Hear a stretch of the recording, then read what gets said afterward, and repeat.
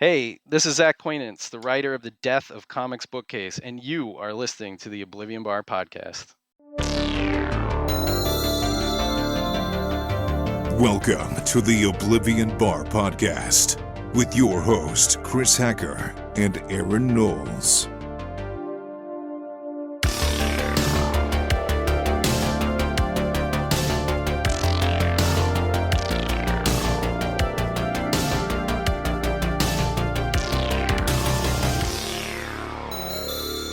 Joining us this week on the show is someone many may already know as a well-regarded comic book journalist for popular sites like The Beat and Comics Bookcase.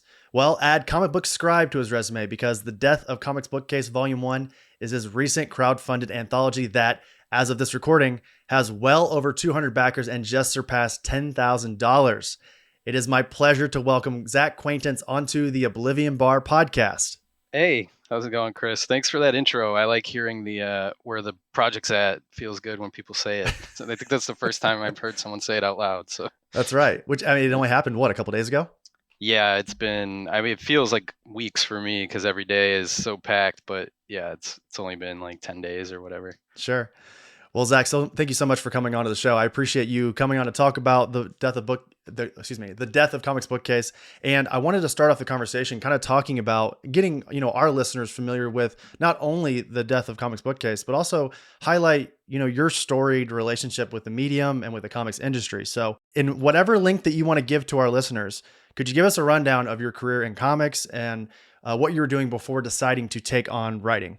So I've been like seriously involved with comics as an industry since about late 2017, early 2018, which is when I launched my my now defunct blog, Comics Bookcase. And before that, I've always been a writer. I was a journalist by trade. I still have a journalist day job, and also a lifelong comic book fan. So I decided I kind of wanted to combine the two things and kind of give back to the industry and the medium a little bit. And so I launched a blog in 2018. And then later that same summer, Heidi McDonald, who's run The Beat for 20 years now, this is The Beat's 20th anniversary this year, put out an all call on Twitter looking for journalists to help cover San Diego Comic-Con that summer.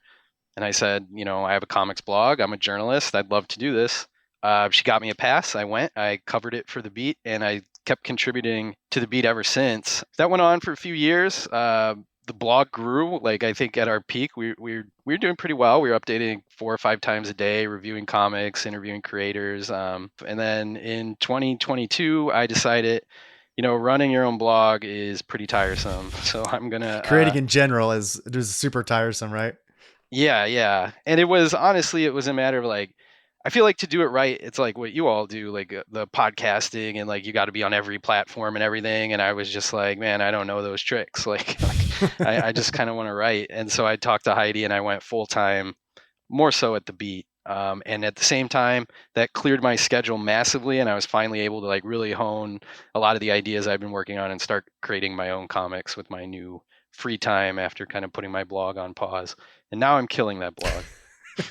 And that's the story we have here in front of us. Now, I'm curious. So again, you just mentioned a moment ago that you kind of created the Comics Bookcase as a way to celebrate the medium and such. Just kind of broadly, before we get into the death of it, do you miss doing Comics Bookcase at all now? Sometimes.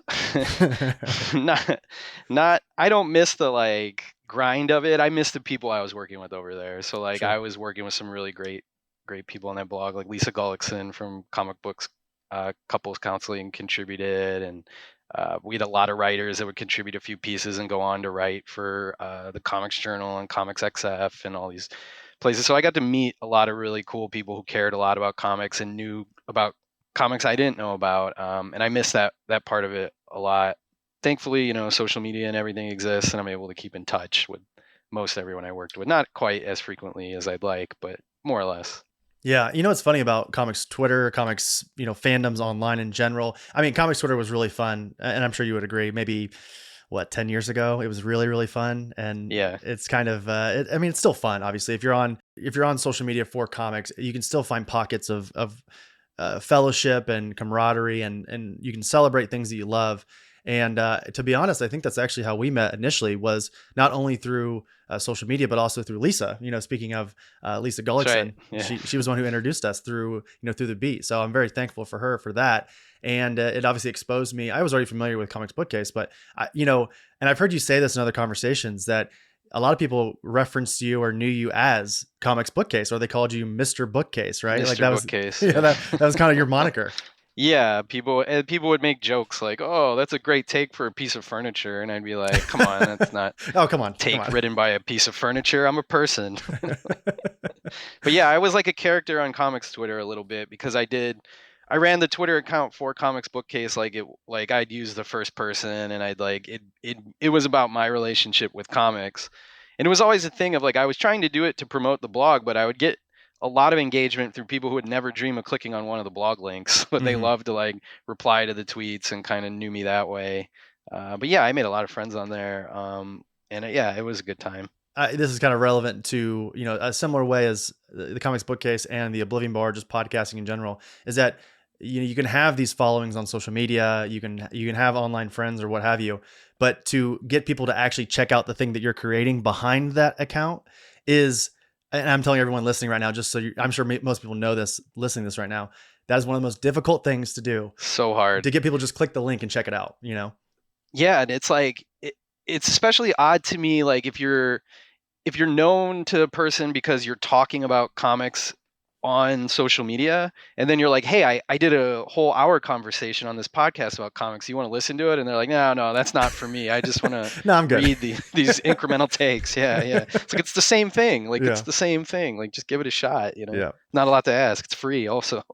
I guess that's one of the true downfalls of social media, is that folks will often just like either look at the replies, look at the headline, and then make a snap decision based on that or someone else's other uninformed opinion. And that feels like a whole nother conversation that we could get into.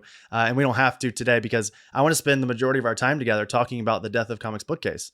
And I have a synopsis here. If you don't mind, I'm going to read that for the listener here. This is the synopsis for Volume 1.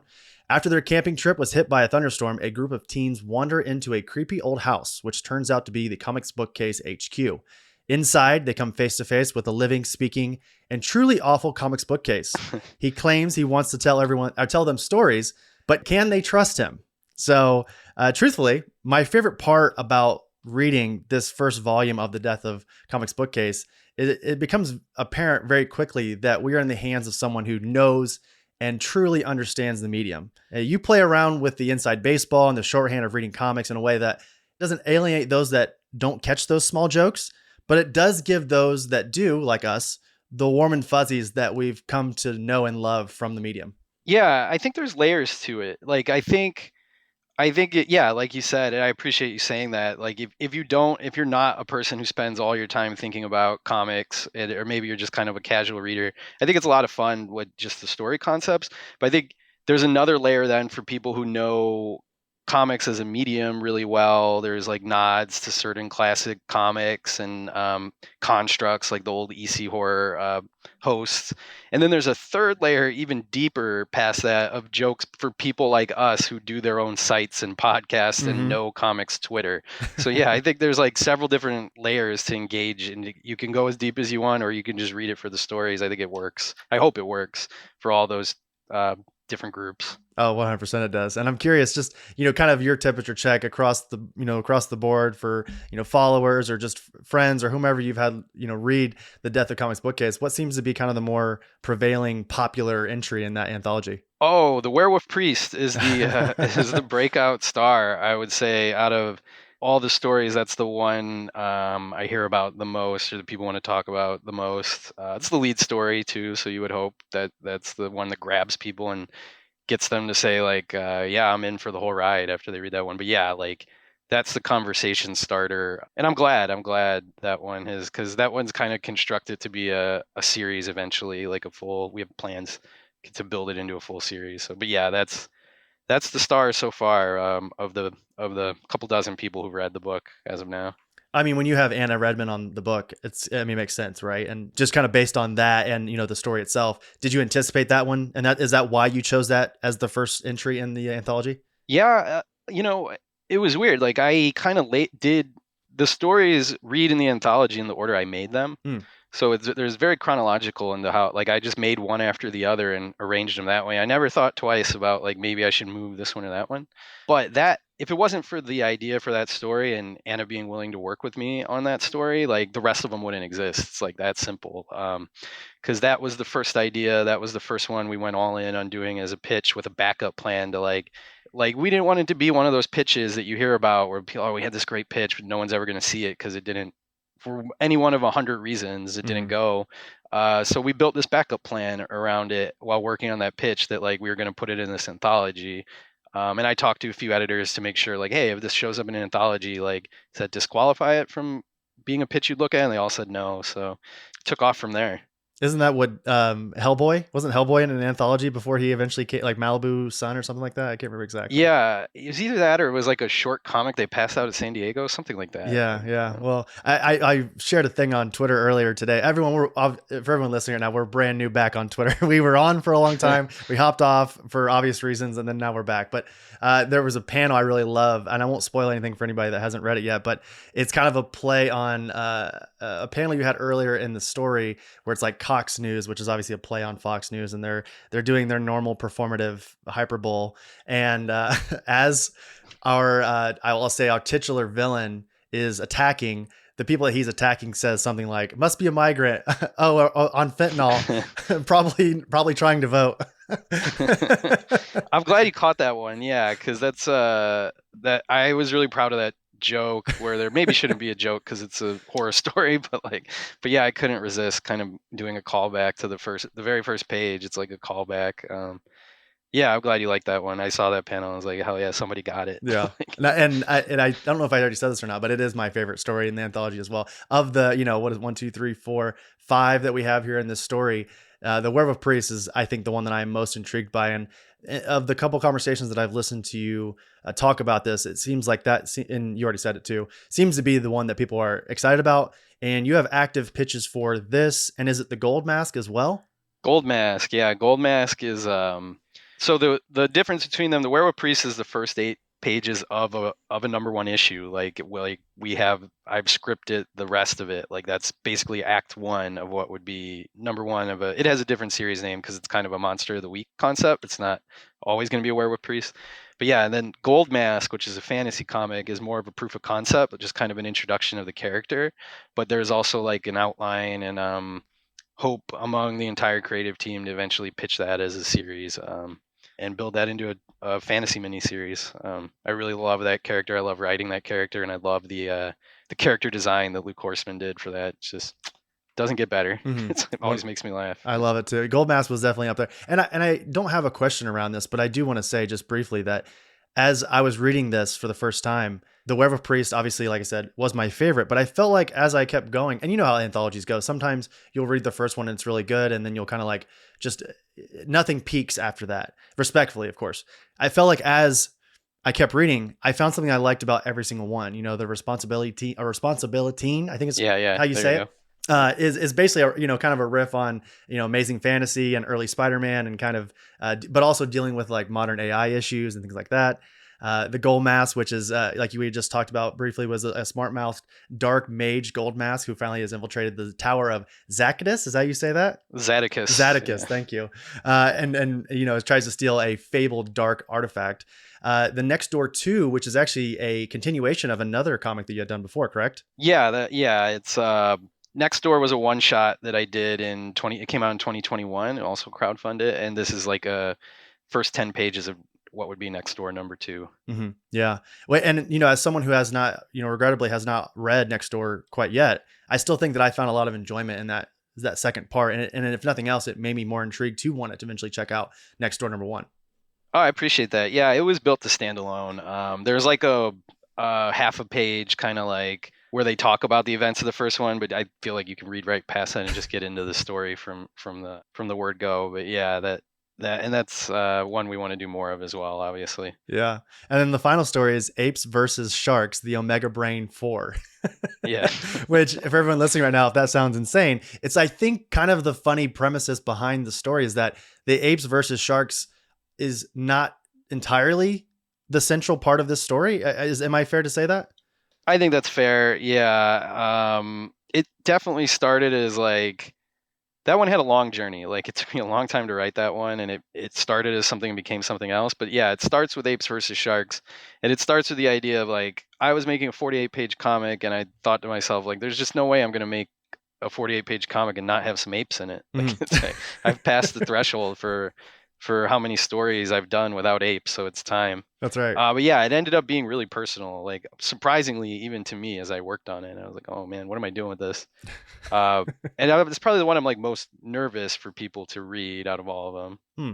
Well, it's interesting because I think that there are a couple. I would say the Responsibility, Gold Mask. I would say parts of Next Door #2 and Apes versus Sharks. What I really appreciate about all of them, and what I think readers will find really interesting as well, is that your voice in each of those. I feel like you're able to tell what sort of I wouldn't say political thoughts you're trying to put out to the reader, but I would say like your moral compass is evident in these stories, and it's not something that I think is overbearing. I don't really believe that you're always going to put parts of yourself in your work, but like it feels there's this perfect levy of just a good cohesive story, and then there's that slight undertone of here's a subliminal sort of view as well. Sorry, I'm sort of spinning my wheels trying to describe it, but I just really appreciated it. Yeah, I think you're right. Like there's not a single one of these stories that I set out to make any kind of point.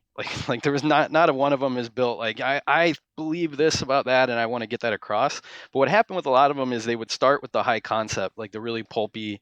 Like I love pulp comics. I love Hmm. comics that are fun and kind of wink and they're just like a good time. And so the concepts for all of them started that way. Whether it was a werewolf priest, a dark mage with a smart mouth, apes fighting sharks, or making a new superhero. Like they all started with the idea of like, let's do something that I personally like about comics.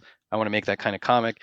And then as I worked on it more and more, I wanted it to be unique to me. Like I was, what can I add here to these things I love? Like, how can I make it my version of a superhero, my version of a horror story, all these different things. And the more personal it became, like these sort of like I don't think there's really I like you said, you're right. It's not political, but like it's what I'm feeling about what's happening in the world around me is in all these stories. And like moral compass, like I think Gold Mask kind of that story more than anything speaks to my personal moral compass. Hmm. Like Gold Mask sort of doesn't set out to do the right thing, and like we can like talk about why that makes me shitty or whatever. But he ends up doing it, and then he ends up complaining about it the whole time, and that's how I feel as a person in the world. So that was like found its way into my fantasy story, and I think they all have like there's one about my relationship to AI and the werewolf priest.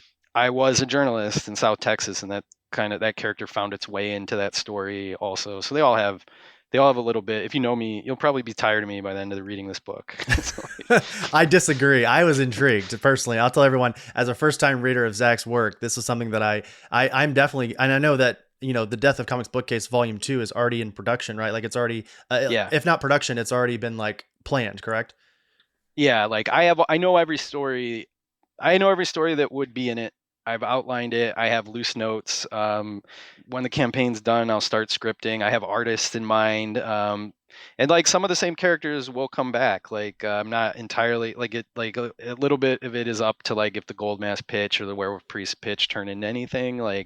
But definitely, I have a title for it. Like yeah, it's happening. And the better the campaign does, the faster it'll happen. Because I like to get the comics made ahead of time. I don't want any of the artists to have to work under some promise that like we're going to split the Kickstarter or whatever, because that's no fun to have that uncertainty. So yeah, like the better this does, the faster they'll go right into production, and we'll get it out there. Hmm. Now, with the success that we highlighted there at the beginning in the introduction, over 200 backers, just surpassed $10,000 in terms of like overall support, which is incredible. I mean, I'm curious specifically, is that support for a Kickstarter campaign, specifically a comic book, is that huge? Can you kind of contextualize that for everybody? I'm not walking away with a ton of money because it's like making indie comics is expensive, and I aimed high with the artist and had colorists and all these things. But it is really great to get that kind of support. And like basically at this point, a print run is paid for. I have a little bit of money to start making the next one, and it's like I just want more backers because I'm really really proud of this book, and I want it to be the start of something. Like I want this to be one of those campaigns that like people follow through all 3 planned volumes, and it kind of builds and brings in more people, and there's word of mouth and everything. And that was part of the reason too. I wanted to make the whole book ahead of the campaign so that we could get it right to the printer as soon as the money clears, essentially, because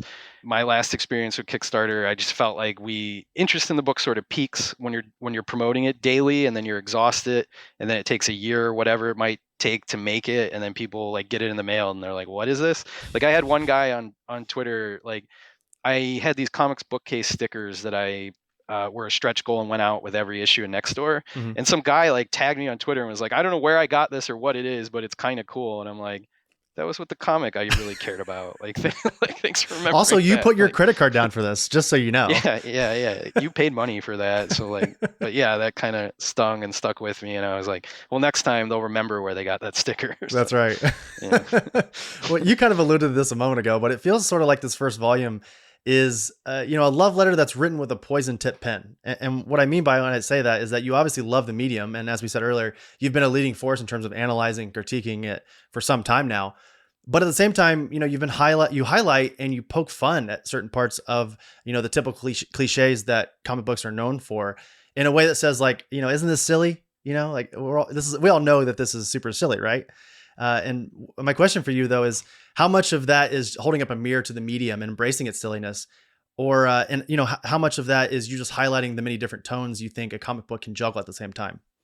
I think it's more the latter. Like, I think one of the things I love about comics is the versatility and how it can be something serious, like a graphic memoir about trauma, like with no humor whatsoever, and it can be really really fun and all humor, and it can be my favorite comics tend to be this like amazing intersection of the two, right? Like, I think Grant Morrison is a writer that does that really well, that sort of like appreciates comics for it being a lighter medium, very accessible and capable of being irreverent, but also can be used to make a serious point and like really kind of get at something honest about yourself you can't say in any way. Like, Grant Morrison's and Frank Quietly's Flex Mentallo does that incredibly well, and I'd say that's one of the main inspirations, particularly for the Ape Shark story, where it takes the medium seriously, and obviously you can't make comics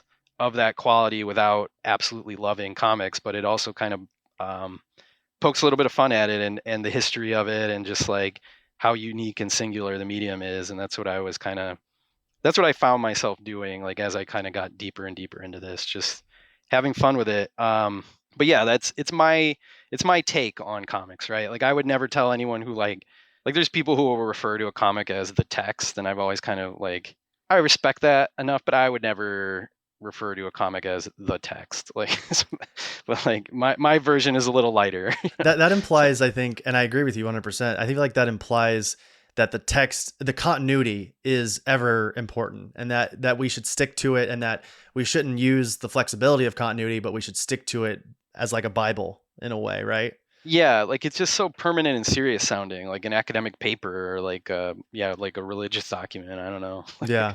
Like, I've just it's never felt like quite right to me to like take comics that seriously. But I respect people who do, and I know like some people think like, oh well, we'll never be taken that seriously as a medium if we don't like really kind of buy into like how. But I think there's room for everything. Like, and like I said, that's the versatility of it, and the way it can cover that whole spectrum is the thing I really love about comics in particular. And the way like some of my favorite creators who make the most serious kind of high-minded comics, I'll see them on social media reading just total goofy stuff and loving it, like, and I love when that happens. Yeah. You got Tom King posting pictures of him reading, the Peanuts or whatever, Yeah, exactly. Yeah.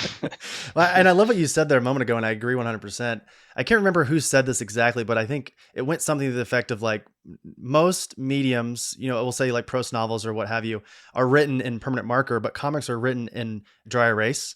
So in a way that, and I think what they meant by that is that there's a flexibility to the medium that a lot of others don't, right? Like, if you read a Batman story from Grant Morrison and a Batman story from Tom King, they're probably wildly different, right? And that also speaks to the flexibility of the character of Batman, but also you can do that with a lot of different characters, I mean, yeah, I just think, there's just something inherent to the way, like, making comics is really labor intensive and takes a long time. And like, I think as they're being made, like new ideas can occur to you in a way that other storytelling mediums where like you kind of finalize a script for a television show, it goes into production and it's locked in. Hmm. Don't like you can like I mean you're rewriting, you're doing lettering passes like some of the jokes in the framing sequence were 100% added after colors came back, like, and I was reading it looking through these pages for the eighth time, and like new things were still popping and occurring to me just because of the process being that long.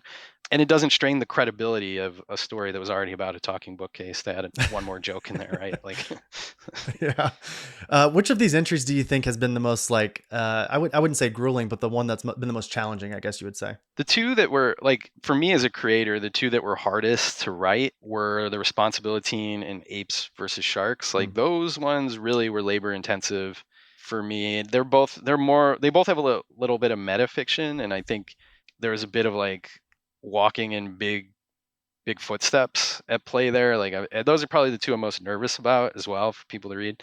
But yeah, those ones took a lot of work, and I was also really nervous about bringing both of those artists on to make sure that they were kind of like in sync with the way we were playing with some of the ideas there. So yeah, those two were the ones that really took the biggest toll on me as a writer, definitely. Sure. Yeah. And just for everyone that's aware, there's everyone listening right now, the Responsibility Art and Letters and Colors by Nick Cagnetti. Is that correct there? And then was it the Apes versus Sharks was artist PJ Holden, who maybe a lot of people might know from Judge Dredd. So Yeah. and both are great too. And it's interesting that you say those two are your most challenging, because I feel like as I look at the 5 entries of the Death of Comics bookcase, those two stand out to me as maybe the most impressive. Oh, thank you. I'm glad to hear you say that. Yeah, 100%. I mean, again, I already said that the Werewolf Priest is my favorite, but I think that alludes more to my taste in comics. I love sort of the noir detective horror type of storyline, but I will say that the Responsibility, I won't say that like people who have never read comics can enjoy this. They absolutely can. But I think if you are familiar with the medium and you speak that language, you're going to get a kick, like a true kick out of this Responsibility. And I know at one point you even have a moment where you point at the writer. You're talking like almost to yourself. And that meta, like you were saying a moment ago, is cycling through as you're reading it. So, and then of course, like I said, the Apes versus Sharks, the apes and the sharks are sort of a foreground, setting. Like they're like not really the true pillar of the story. It's more so the character that has control of the Omega brain. And I don't want you to have to try to explain this story to me. Obviously that's part of the journey of reading it and also creating it. But like my view of the story was that anytime that our main character needed to escape from reality, he would use the Omega brain and it would take him directly back into this wild world of apes versus sharks. But they also wanted something from him as well, and I think that speaks to how like when you become a comic fan, and I'm going to speak broadly here. This obviously isn't ever the case of everyone, but I think from the folks that I know, there aren't people who just kind of read comics. You know what I mean? Yeah. Like they they are a Wednesday warrior. They read comics. They listen to comic book podcasts. They go to see every single MCU film. They have a pull list maybe at 1 or 2 places. Like it's all of that, right? Definitely, 100%. It's for people like that, and for me, what I also think that not only are you in that deep, but it tends to like be a thing that you can't shake. Like you might come out of it a little bit, but it always sort of pulls you back. It's like, especially for those of us, I feel like who kind of got into it as kids Sure. and have like really positive young memories of it. I think that there's just always a part of you that's kind of locked into comics. Like at least the way I engaged with it as a kid. Like I during college or right after college, like maybe didn't have as much money to read comics or time or just like other things I was involved in and would step away a little bit. But it was always there with me, and I was always wondering what was going on and always coming back. So like, yeah, that was a big part of it, is just kind of like saying like this has been my relationship to comics, and then the other side of that coin is like, plus I really love apes and comics, so that's As we've said, as we've highlighted earlier in the conversation. there's one thing I've established here on this show, it's my love of comic book apes. Like, Did you see that DC did some kind of like ape month or oh, April did I see Fools it? Yeah, or something? I read it. I can't remember what it was. It was April. April. There it was. It was Yeah. just an anthology of ape stories. What's going on? Did you put in a pitch for that or no? No, No, no, maybe next no. year. Maybe next year. I'm sure it'll be a huge hit, and they'll do it every year now. So Right. Well, I wanted to kind of briefly go back just a moment where we were just talking about there in terms of like what I find so interesting. And I think the reason why, or part of the reason why I love the medium so much is that you have two folks in front of you. You can have a 6-year-old and a 60-year-old, and you can hand them Spider-Man Blue, by Jeff Loeb and Tim oh Sale. yeah, And I guarantee you, they're both going to take out wildly different things from that book. That sort of speaks to the flexibility of the medium, as we were just talking about a moment ago, and how, as a kid, you can read Spider-Man and go, "Man, I love his suits, I love his powers, I love his villains. That's he's all great. funny. He's Yeah, funny, exactly. Yeah, like, and you can like sort of power fantasy your way into the POV of Peter in those stories. As an adult, what I think makes Spider-Man so compelling is that he can't be happy. If he is happy for more than 10 minutes, something will happen. Aunt May will die. right. MJ will break out with him. Something will happen. Fired. Yeah, He gets fired from the Daily Bugle, something like that. And I think that speaks to the power of comics is that you remember as an adult that adults are making this. They're putting themselves into these stories, and they're accessible for all ages. But I love the fact that you can do all that with one medium. You can't hand a 12-year-old Game of Thrones, most of them. You can't no, hand most of them. You absolutely should not. But, you could hand, a 12-year-old, for instance, like, I don't know if this is really appropriate. I don't really know what I think is appropriate for young people anymore because they have the entire world of violence and anger in their hands at all times. But you can hand them, Watchmen, and I guarantee you, and that's a book that I read. I see it on your shelf right behind you. That's a book I read every couple of years and pick up something new every time I read it. Yeah, it's like listening to the Beatles in a way. Like you read Watchmen when you're 12 and you like different parts of it. You read it when you're 18 and you like different parts of it. You read it when you're 25 and you like still different parts of it. Yeah, that's a really great point. One of the books I was reading as I was working on these comics was Astro City by Kurt Busiek and Brent Anderson, which were comics that I had read as a kid and had liked. I was like, I just want to see different versions of superheroes that seem kind of familiar to me. That's great. And then I was rereading them last summer into the fall, and just like really appreciating the complexity of the human characters, the like smaller people in it. And I think that speaks right to that point. That's like comics has this ability to offer different things to different generations, and to have that rereadability to a lot of it, as you kind of grow and take new things away from some of these stories. 100%. Well, Zach, I have one final question for you here, and it has to do with sort of making the leap into the world of writing. And obviously, you've been doing the writing for a while, but I guess I'm speaking specifically about the world of writing comics. Sure. And many of us, suffer from imposter syndrome and either don't know or can't make that emotional leap to at least attempt to write a script or reaching out to potential collaborators. So, asking for a friend who may or may not possibly be in this recording studio currently. What was your very first step in that process of creating stories and then putting in the back end work to make them real and then eventually having the courage to share them out into the world? It's hard. It's a great question because it is hard. Like the very first step was during the pandemic. A friend of mine, Pat Scott, who's an artist, reached out to me and was like, "Hey, I'm home on quarantine. Do you want to write a 5-page comic?" And I was like, yeah, let's do it. Sorry, my schedule's busy. I don't have a lot of time, but sure. Right. And that's sort of how Next Door had started. But the only reason he reached out to do that was because I'd been tweeting, like I was working on scripts for other things. So I'd already taken that first step to just kind of set aside 30 minutes to an hour a night after work to kind of just play with scripting comics and to read. I had, and it's a book I saw on your shelf earlier, the hardcover of The Vision. Oh, sure. Yeah. And if you look in the back of that, there's script pages side by side with finished art. And so you can kind of see how the script led to the art. And so I had that book and I had a couple others that had that kind of script material in it. So I was just reading those and I was just spending that 30 minutes to an hour every night, like discipline, like something like you would if you were working out, just making myself sit down to do this and try to have fun with it. And it wasn't fun at first. Like it's hard work. And then kind of sticking with it. But there's different levels. Like, so I made that first comic, and after that happened, it took me a while to like kind of figure out what my next move was.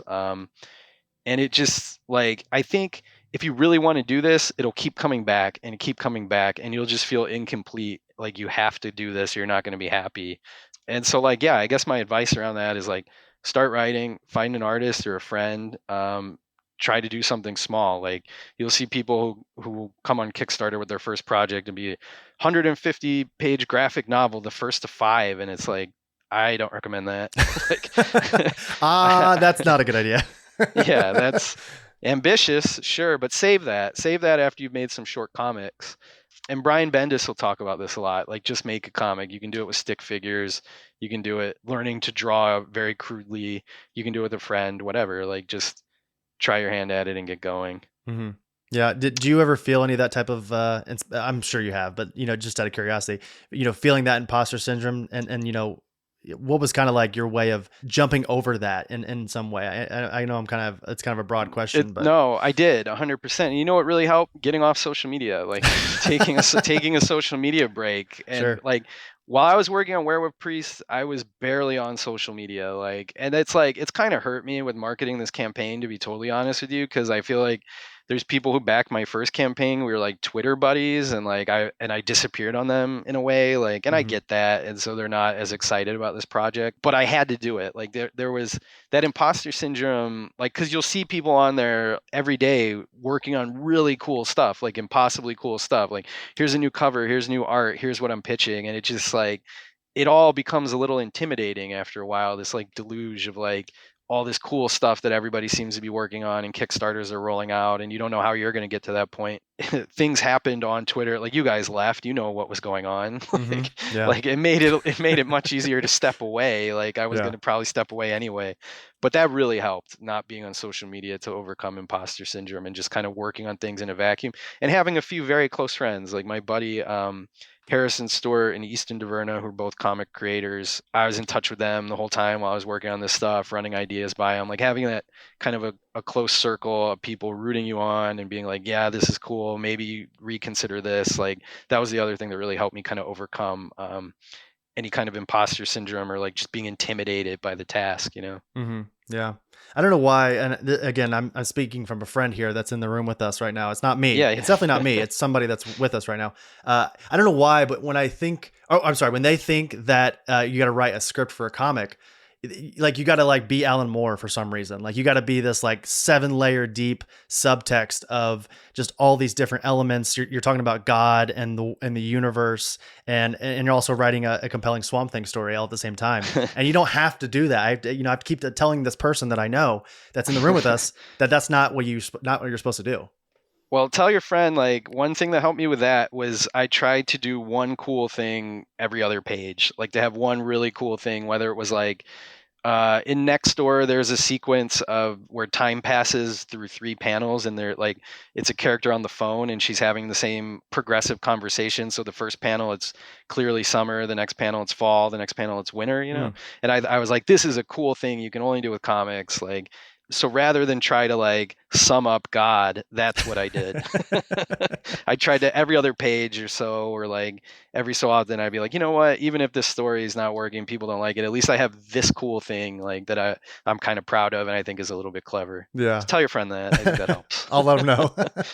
Well, Zach, thank you so much for joining me here today on the Oblivion Bar podcast. The campaign ends on May 2nd. Is that correct?